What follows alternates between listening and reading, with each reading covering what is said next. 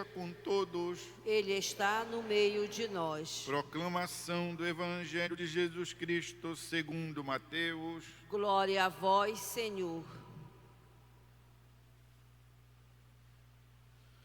Naquele dia, Jesus saiu de casa e foi sentar-se às margens do mar da Galileia.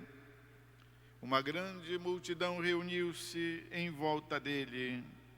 Por isso, Jesus entrou numa barca e sentou-se, enquanto a multidão ficava de pé na praia. E disse-lhes muitas coisas em parábolas. O semeador saiu para semear. Enquanto semeava, algumas sementes caíram à beira do caminho, e os pássaros vieram e as comeram. Outras sementes caíram em terreno pedregoso, onde não havia muita terra. As sementes logo brotaram, porque a terra não era profunda. Mas, quando o sol apareceu, as plantas ficaram queimadas e secaram, porque não tinham raiz. Outras sementes caíram no meio dos espinhos. Os espinhos cresceram e sufocaram a planta.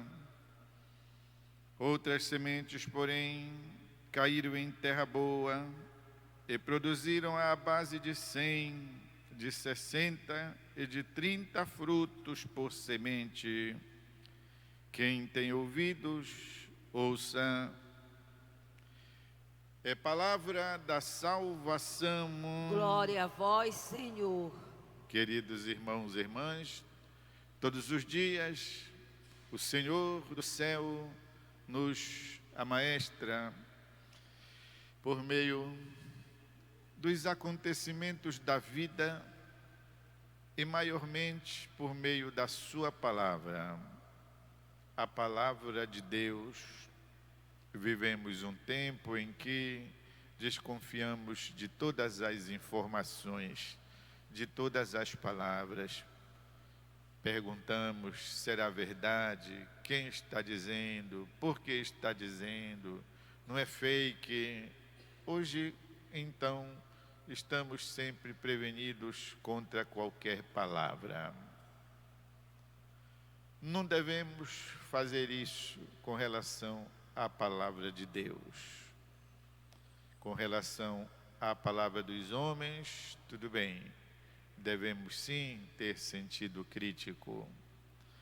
Ao invés, para com a palavra de Deus, devemos acolhê-la.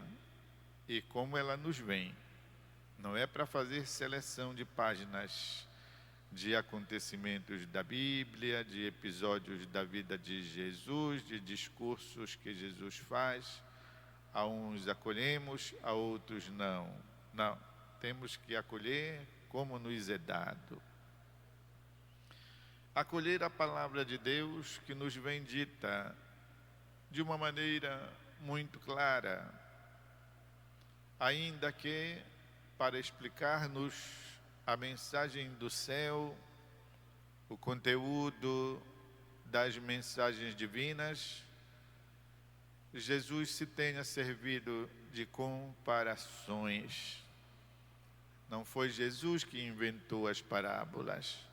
Ela já fazia parte da pedagogia rabínica e, com certeza, em outros povos também da antiguidade. Mas o conteúdo das parábolas de Jesus é que é incomparável, é maravilhoso, é único. E a finalidade, pois, das parábolas é a de fazer com que a gente, com facilidade, associe ideias, claro, né? Vamos fazendo a comparação e então aprendamos, né? Aprendamos o conteúdo divino que nos vem ali transmitido. É o caso de hoje, da parábola aqui reduzida, dita do semeador. São Lucas estende e até mesmo concede aos discípulos a explicação pormenorizada dos 3 elementos dessa parábola. A que cai à beira do caminho, a que cai em terreno pedregoso, a que cai em terra superficial, aliás, são 4, e a que cai em meio dos espinhos, e a que finalmente cai em terra boa. Muitas vezes há trechos da Escritura que não são de fácil compreensão. Até os estudiosos não sabem dizer direito o que é que está ensinando ali.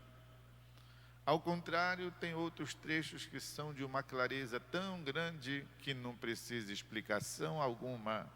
Basta ler e nós já assimilamos o que quer dizer. Nós podemos aproximar-nos da parábola de hoje, do semeador, de 2 modos. A primeira é, certamente, comparando os terrenos que acolhem a semente com o terreno que somos nós, nosso coração, nosso interior, nossa sensibilidade, nossa psique. Nós somos esse terreno.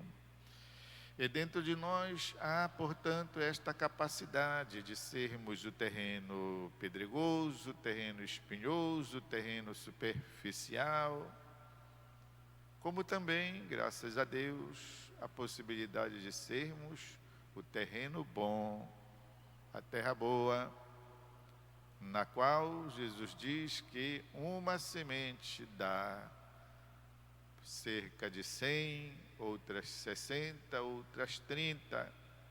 Pode ser que brote até um pouco menos.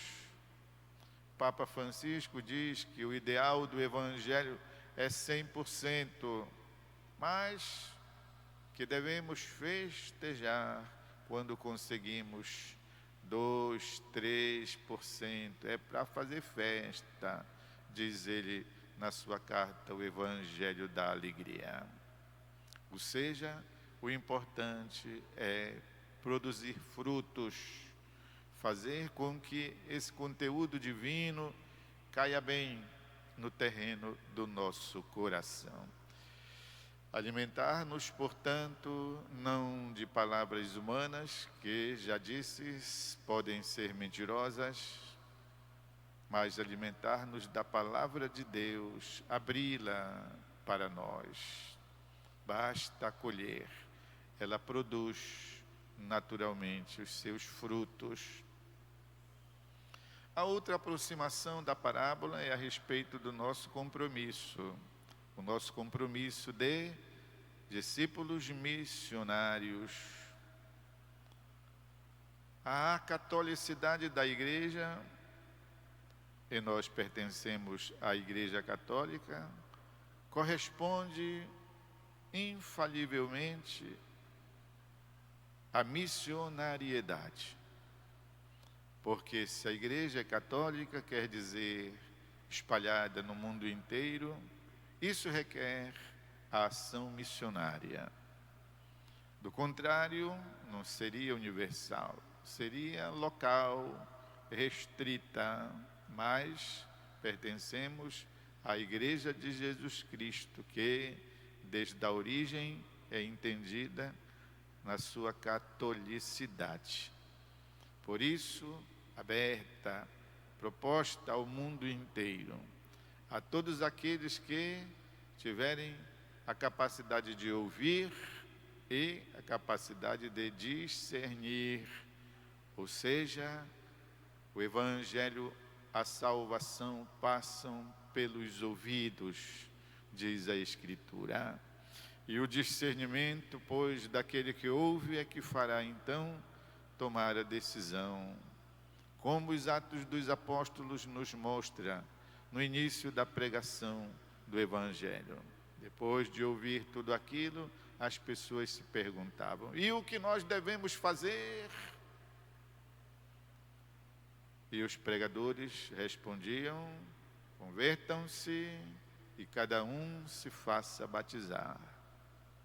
Portanto, ao aproximarmos-nos do mundo onde vivemos a nossa fé, devemos também entender esse mundo como o local do plantio de Deus, onde semear com abundância as sementes.